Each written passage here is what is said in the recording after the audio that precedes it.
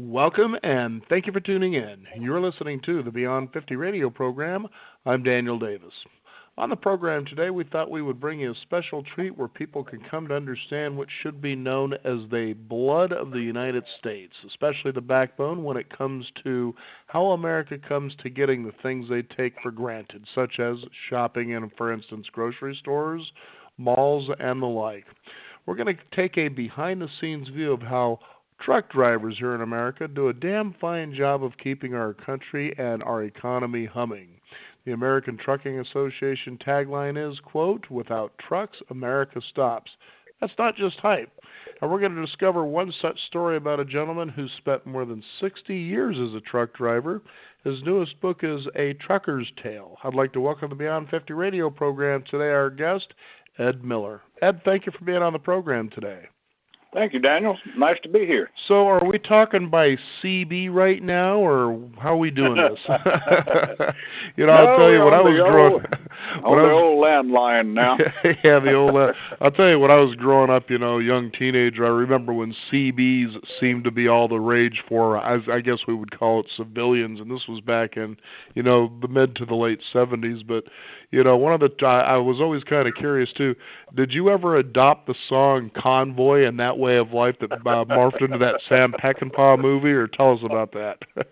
Well, I watched it like everyone else did, and the song was very popular. And I didn't adopt it as my song, but I certainly enjoyed it. Absolutely. C.J. McCall there. This is a really enjoyable book. I don't know what it is when I think anyone reads it, even if they've never really had any experience truck driving. We've certainly all have seen trucks. We've been around trucks when we're out on the roadway. There is a particular mystique for a lot of us, I think, who haven't been involved with it. But you really started out in more or less a truck driving family, and it goes way back. Tell us how this all started for you. When I was born, my dad and granddad had anywhere from 5 to 10 tractor trailers. And as young as I was, probably 5 or 6 years old, my dad said as soon as I could climb up into a truck, I could start riding with him some. And I did climb up onto the running board of an old B-61 Mack and got in there, and the diesel fuel smell and watching them change gears, it just grabbed the mind of a youngster. And growing up on a farm, driving farm trucks and tractors and bulldozers and all kinds of other machinery Granddad and my dad had, my brothers and I just wanted to be there changing gears all the time. And I just got a really good indoctrination to it at an early age. I remember as I was reading in the first part of your book, it was really interesting how you were learning to change out tires and inner tubes. Boy, that was quite an experience. Why don't you kind of go through that detail there? Because you realize just that alone can actually be pretty dangerous. It used to be a heck of a lot more dangerous than it was.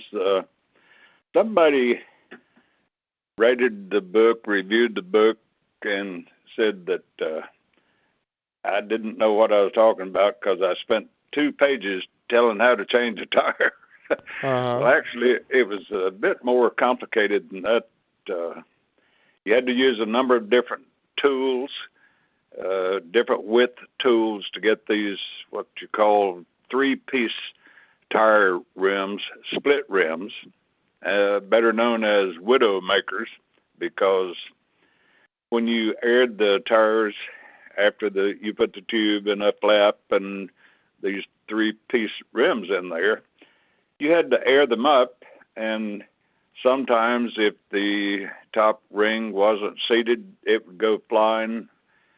Matter of fact, as you probably read in the book, a friend and I drove across the country one time. We stopped for gas, I think it was in Utah. We were sitting there, and of course that was prehistoric times when other people pumped your gas for you. And I was sitting there, and I looked in the rearview mirror, and I saw this guy who had just fixed a tire like that, and he was sitting on the side of the tire holding the air line on the valve, And I got ready to comment to my friend, you shouldn't do that. And we heard this loud, well, more like an explosion. I looked in the mirror, and the poor fellow's arm was dangling down. It had broken it, and it was hanging vertically. So it was a whole lot different nowadays. You don't have to worry about tubes. You put a tire on a rim and air it up and go on about your way. Things, thank goodness, have changed and saved a lot of lives in the meantime. I know that you were talking about how trucks this day and age seem to be a lot safer than they used to be, and I know when I go back to the day, because I did a lot of traveling around the United States, especially by roadway, so there would be some just great places where you'd be up in the mountains and eventually you'd find yourself going down the side of a mountain, which could go for miles and miles and miles. Oh, yeah. And there'd be those certain, I guess, call them sandy off-ramps where basically trucks would have to go in case their brakes weren't working, so where I actually just failed altogether. And I thought to myself, my God, can you imagine somebody, for instance, in the Pacific Northwest hauling logs? I mean, these are some pretty harsh loads, and their brakes aren't working. It's like, think of the experience that you had gained when circumstances like that occurred. You can't even fathom that, and you're driving around a little four-door Datsun. Yeah, all truckers have faced that.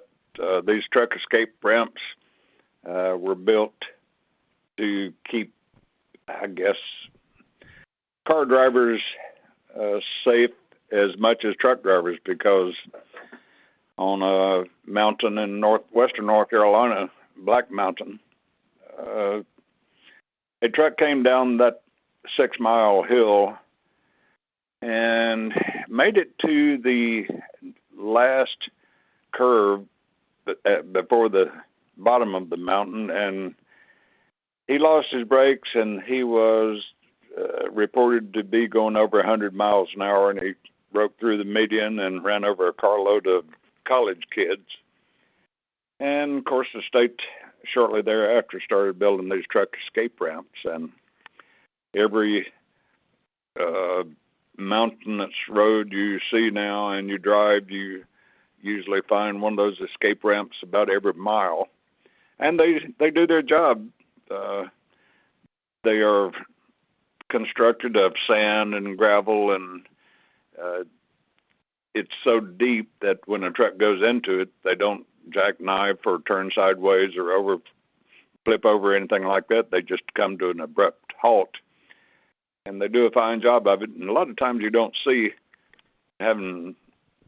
trucks in them, but you see evidence of big tire marks in them, and of course you have to get a wrecker out there and pull them out and all that kind of stuff. But it's a heck of a lot better than losing your life or running over someone else doing that. Yeah, trying to find those unique ways that you can get yourself out of a bind. For instance, one of the funny stories that I remember reading about was your experience as a Seabee in Vietnam. And I served in the Navy, and I always wondered about what Seabees actually do. But, these are kind of the backbone for building and so forth. And there was that particular story where two guys decided, because one didn't want to crawl into the mud, how to get, I think it was a dozer out of the mud, and what happened there. Actually, we had several cement mixers, and that's what it was. Yeah, okay. I kept thinking bulldozer because he tried to use it a bulldozer. Anyway, go ahead and share the story. Well, he did. He filled up his load, and he was going to the Army base next door with his load of concrete, and it rained as it did every day for 40 days off and on. And he slipped off the road on this muddy section and went into this ditch. It wasn't deep enough for him to flip the mixer over or anything, but he was stuck and couldn't get out, so he walked back down to our camp a couple 100 yards away and got a friend of his from the mechanic shop who wasn't a dozer operator, but he knew how to operate it, so he asked him to come pull him out of the mud. They got up to the location, they got the dozer and some chains, and The mechanic on the dozer said, well, I'll tell you what, instead of you crawling through the mud and hooking the chain to the back of your concrete mixer, why don't I just push it from the front? So that made sense to the truck driver. He started pushing that cement mixer, and there's a power takeoff, a PTO, on the front that drives the mixer part of things.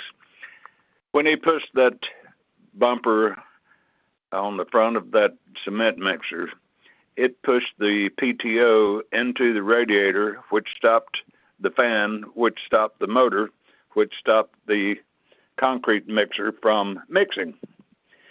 Well, the officers arrived at the scene, and they got the bulldozer behind the concrete mixer and pulled it out of the mud like they should have to begin with. And they took it down, drug it down to a place beside the shop, and that happened to be right beside an air compressor. And the guys wondered what it was all about, but they found out because over the next 2 weeks, they had to climb down in through a manhole cover they removed with a jackhammer and bust that concrete out of that thing that had dried, and it was just really hard concrete. The next 2 weeks, we'd ride by and see dust boiling out of that hole and chunks of concrete come flying out of it. And when they finally finished, that pile of concrete looked like there were 2 or 3 loads of concrete in that truck. So I learned a pretty good lesson that time. You don't push a concrete mixer from the front with a bulldozer. Now, what was Vietnam like for you for the most part? I know you share some of the stories, but tell us kind of firsthand what that was like for you, because, you know, you were more in the building side of things, making roads, that sort of thing. What was that like? We were. When we got there, of course, we were all scared to death, but even though we had guns, M16s and Colt 45s and the like, our role was, as you said, to build things. We built bridges. We upgraded a 1.5 lane dirt road to a 40-foot superhighway. Some of the builders built huts for villagers, airstrips we rebuilt. And when we did these jobs in the middle of the night, of course, the roads closed from sunset to sun up, and it was pretty dangerous with all the other, enemy activity going on. And when we had to do something like that during the night, either the Army or Marines guarded us while we did it.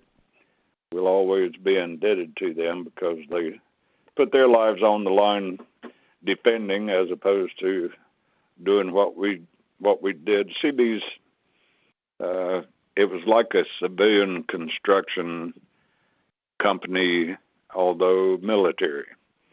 And, of course, we had to go through military training in the States and learn how to take care of ourselves. But our experience was a whole lot different than those who were sloshing through the leech-infested waters and the jungles. And I don't know whether I could have handled the snakes and all the other things that crawl around through the jungles, but glad those guys did what they did.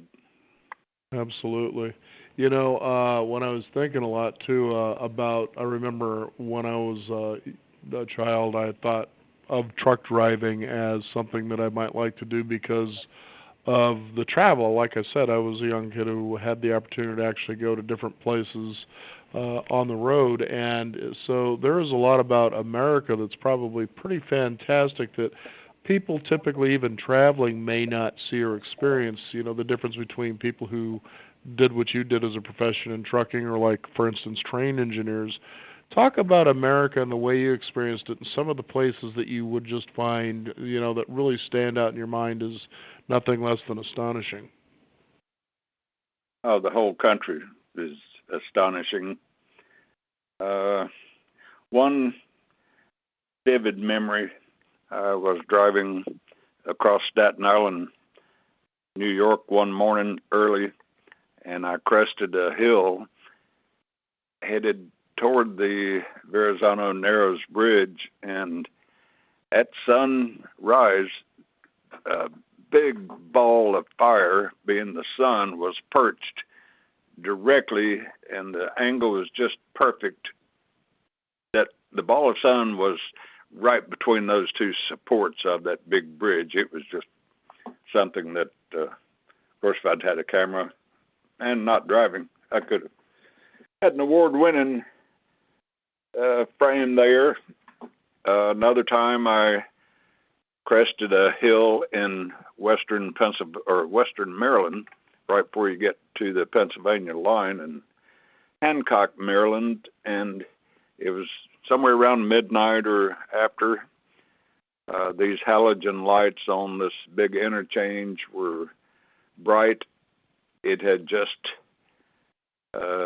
sleeted and rained, and ice was formed on this grove of apple trees, and it looked like an ice forest. It was a beautiful sight, witnessed by very few people. As folks drive around in their cars, they can't see down over the bridges, the Jersey barriers. They can't see down into the river gorges like trucks do when they're sitting up high. There's just so much a truck driver can see. You said you thought about driving trucks. I think every kid has. A truck driver gets a very good liberal education because of all the things they get to observe and different situations they find themselves in and have to get out of, a bad situation driving or on ice and snow. And of course, car drivers have to deal with that also, but not driving 2,500 or 3,000 miles a week. Most car drivers don't do that, and truckers do that every week because it's what they want to do.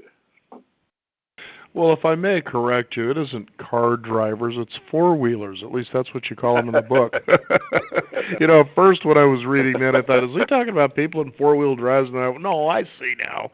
I will let you know, many years ago when I was still in hospitality, is that I was a bartender, and one of the places I worked was for TA, which is a truck driving, truck stop company. In Southwest, you have places like Love's, for instance, which I actually met the owner of that chain as well. And it was really a lot of fun. Although our place, was a neat place with live music, that sort of a thing there. Mostly what I served were truck drivers, so you got to hear stories. And one of the most consistent things I kept hearing these guys talk about was, you can never learn everything there is to know in this business, amongst each other. And if you do, get out and go and do something else. But, after a while, these guys, they get pretty lonely. And I'd actually get people, and I thought to myself, hey, this wouldn't be a bad side hustle, Can you get a hold of any women? I'm sorry, I'm just a bartender. My job is liquor. But, they were always such an enjoyable group to take care of because these were places they would stop. Of course, they would get their trucks serviced and washed, gassed up. But there were also showers and shower facilities. And if you ever went into the stores that you would see at these places there, they have a nice wide variety of things to help a trucker open up his wallet there. Did you ever find yourself ever being able to side skirt some of that stuff and just do what was necessary? When it came to spending your money, that is? No, I didn't really. When I drove for a reason. That was to make money, and I didn't waste a whole lot of it. A lot of my driving was done in the meantime between stints of college. I'd go to college for a while. I'd drive a truck for a while and save my money and go back. And so I didn't waste a whole lot of it. Thank goodness I thought about it, but we all think about it. Yeah, because in a lot of cases you'll see trucks that actually have, beds, so they're able to pull over and actually sleep and that sort of a thing there. And, it's pretty amazing when you talked about road conditions. I actually do have a stepbrother. I think he's actually still in the trucking industry.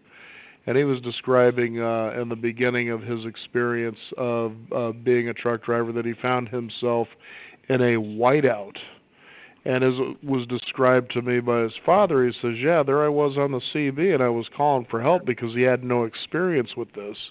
And before he knew it, two drivers pulled up on both the left and the right, and they just simply said, stay between us, and you'll be just fine. Now, describe what that condition actually is like.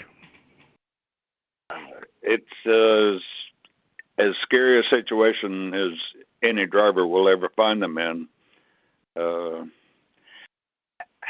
Whiteouts usually snow that comes in so quickly it just blots out everything. You can't see anything ahead of you. I had a similar situation that I wrote about coming down this mountain in Tennessee, and it was so foggy, similar to a whiteout, that all I could see was just one bit of the white line on the side of the lane, and it was so thick I couldn't see to pull over to a shoulder. Had I done so, I was afraid that other drivers behind me might think that I was still running, and they'd see the lights, so they'd run into the back of me. So about all you can do in those situations is to slow down and go as slow as you possibly can with your flashers on. And whiteout doesn't usually last too long, but you can't see.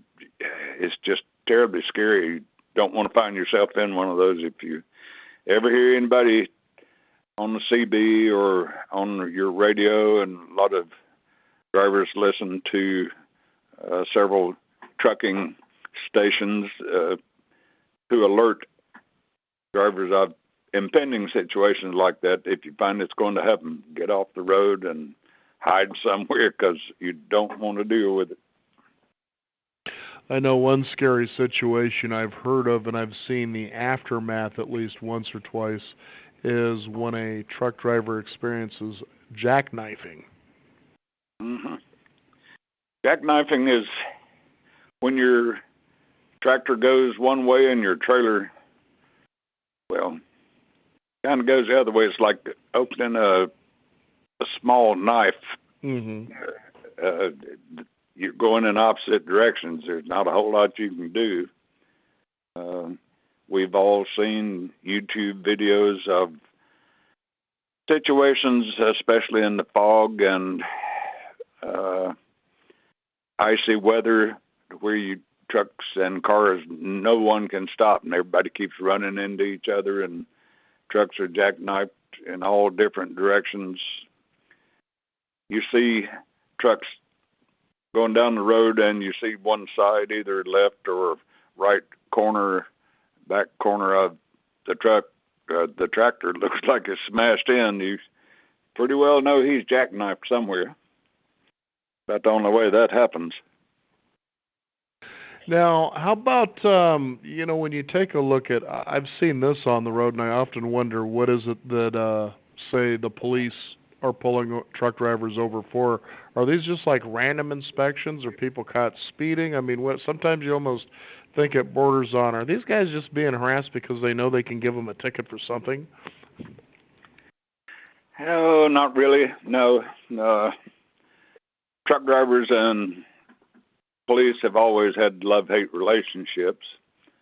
Due to Smokey and the Bandit, but it probably has been going on long before that. Oh, yes, it has. They respect each other. They both have a job to do.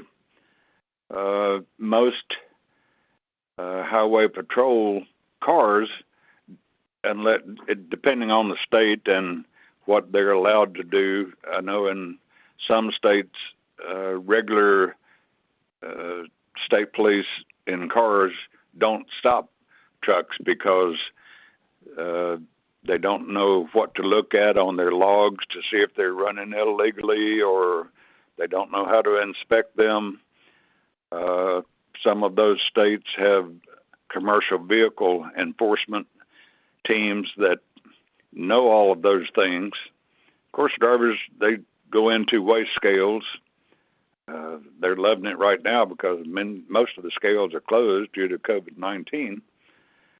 But you don't see these guys the drivers doing crazy things. They're all basically observing speed limits and doing a good job. But these enforcement guys, when the scales are open, they do bring them into inspection bays and go under them and check their brakes and air hoses for chafing and any number of different safety features, especially their brakes. They have big Blitz, the commercial vehicle safety agency has blitzes every year, check all brakes. They bring them in off the interstate into, I know in Maryland, they'll take them down to one of the big football stadium parking lots down around D.C. They'll bring them off the Capitol Beltway and inspect all of them, and they find all kinds of things. Of course, it's been said, a lot of people have said, you get a brand new truck out of the factory and take it across a scale somewhere and have it inspected, they're going to find something wrong with it. You have to wonder what's going on there. Crazy stuff. When I think about being on the road too, obviously music always comes to mind for people who are especially on long stretches, and one particular song comes to mind, which is from the Eagles, "Take It Easy." And when I had the experience after I moved down to Arizona of standing on the corner in Winslow, Arizona. But what I'd like you to do, I'm sure you could write your own song, but it had to do with a town, Warrenton, North Carolina. Now there it was, a girl in a flatbed Ford, but in your case, it was kind of flipped around a little bit.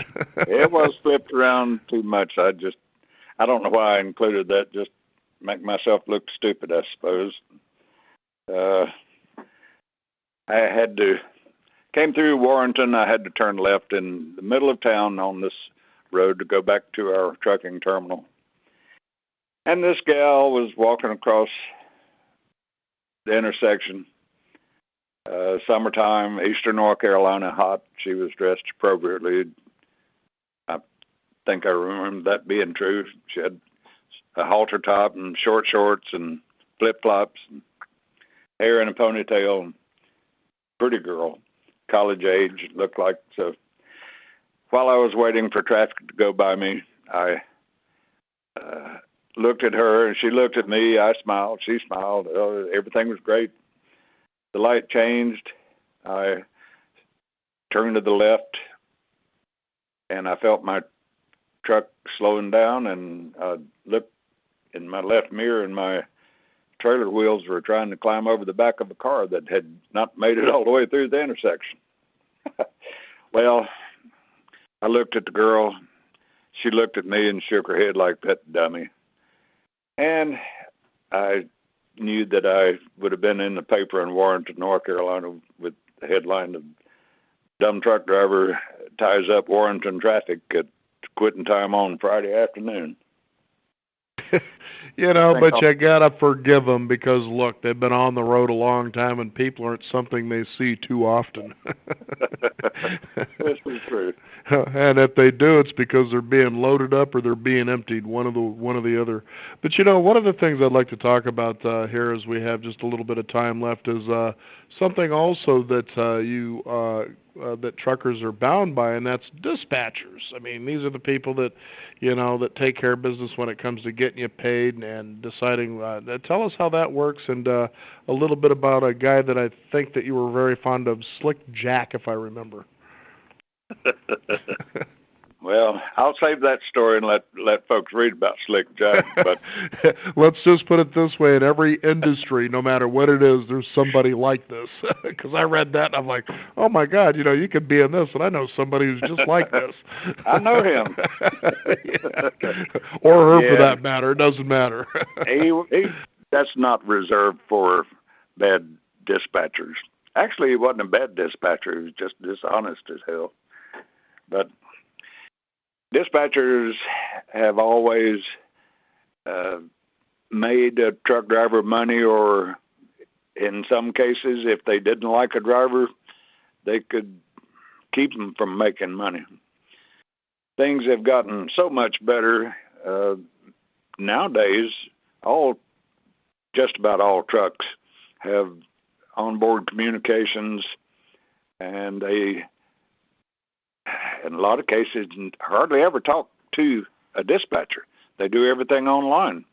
They get their loads from the computer. They send information that they're loaded or empty, and they get their next dispatch. And unless they have a problem, blowout or whatever, they hardly ever have to talk to a dispatcher. So there's less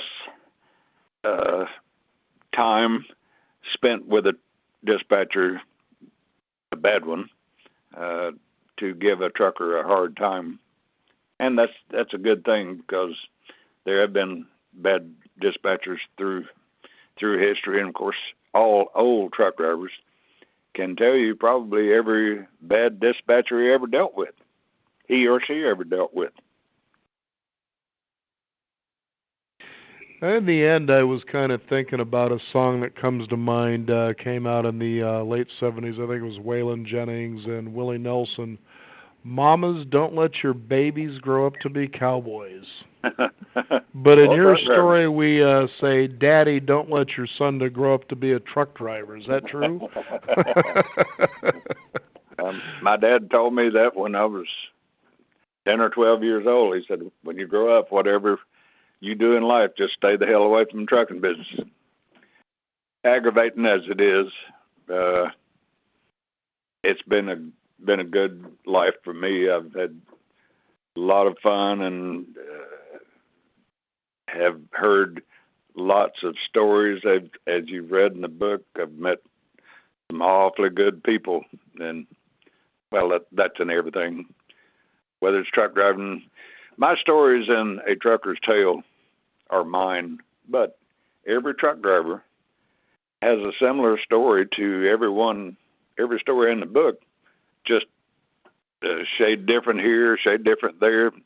Everybody has experienced some of the same situations, whether it's driving or picking up, unloading, running like the daylights to get somewhere to deliver something that you were told was hotter than fire, and get there and the receiver say, we don't need this stuff. Why'd they say it was hot?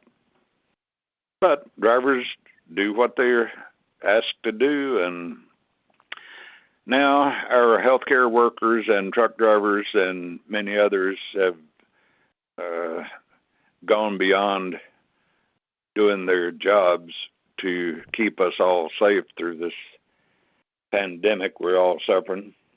I have a daughter that's a nurse, and I just feel so proud every time I think of her doing what she's doing, and truck drivers too. It's been kind of strange.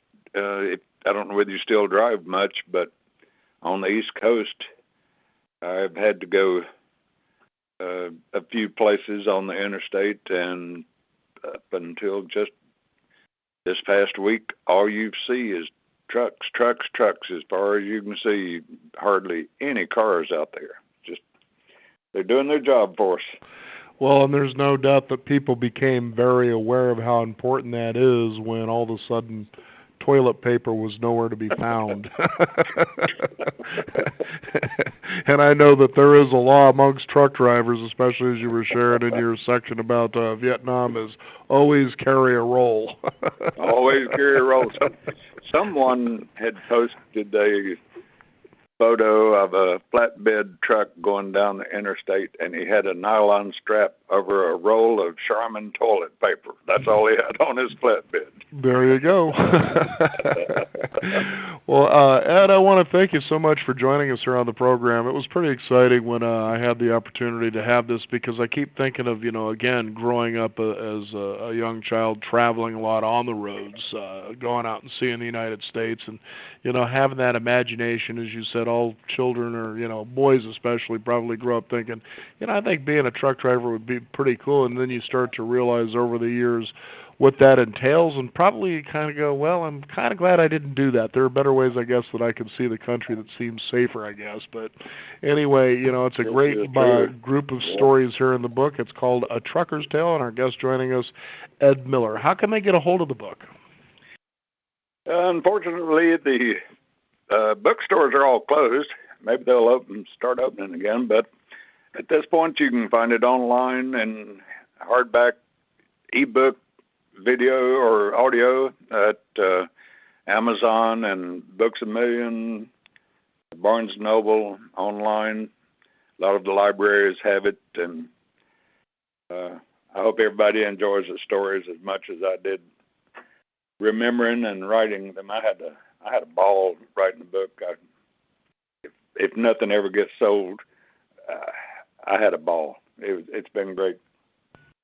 Absolutely. Again, Ed, I want to thank you so much for joining us here on the program, and a big shout of respect out to your daughter for being the hero on the front lines there, as well as all the truck drivers out there, being sure that people in America feel safe and confident that things will be okay as the supermarkets and everything else that truck drivers are involved in have what they need. Again, thank you so much for being on the program today. All right, thank you, Daniel. It's been a pleasure. You betcha. You're ready. We want to thank you, the listeners out there, for joining us. You can discover more at beyond50radio.com. That is the number 50. We do encourage you to sign up for our weekly e-newsletter and keep up to date with what's going on in the world of Beyond 50 as well as our upcoming shows.